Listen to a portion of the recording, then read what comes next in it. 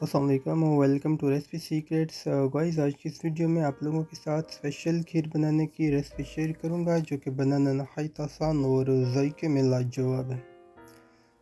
So guys, ये recipe बनाने के लिए इस वीडियो को फॉलो कीजिएगा। So guys, let's start the video. So guys, ये रेसिपी बनाने के लिए हम 12 लीटर दूध का इस्तेमाल करेंगे और साथ ही साथ हम इसमें 1 कप चावल का ऐड करेंगे। सो सबसे पहले एक पैन के अंदर हमने दूध ऐड करके दूध को अच्छी तरह बॉईल किया। दूध के बॉईल हो जाने के बाद हम 4 से 5 अदद सब्ज़ इलायची का कूट का पाउडर बना के हम इसमें ऐड कर देंगे। ये सारी चीज़ें ऐड करने के बाद हम इसको अच्छी तरह मिक्स करेंगे। उसके बाद हम चावल को हमने 1 घंटा पहले भिगो दिया था। चावल हम ग्राइंडर में ऐड करके और साथ ही साथ हम 4 से 5 पीस जो है ब्रेड के ऐड करेंगे। उसके अंदर हम जो दूध हमने बॉईल किया वो ऐड करेंगे। ये चीज़ें ऐड करने के बाद हम इसको अच्छी तरह ग्राइंड करेंगे और हम इसका अच्छी तरह पेस्ट बना लेंगे।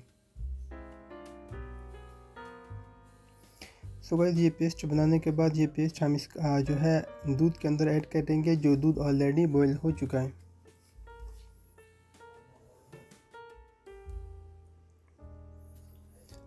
सो गाइस, ये पेस्ट दूध के अंदर ऐड करने के बाद हम कम से कम 1.5 से 2 घंटा तक मीडियम फ्लेम पे हम इसको कुक करेंगे।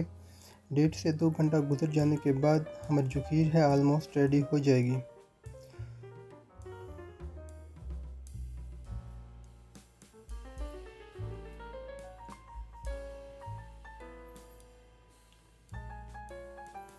तो गाइस, अब हमारी खीर जो है तकरीबन रेडी हो रही है। दूध के अंदर जितना भी पानी है वो खुश्क हो जाएगा। तो उसके बाद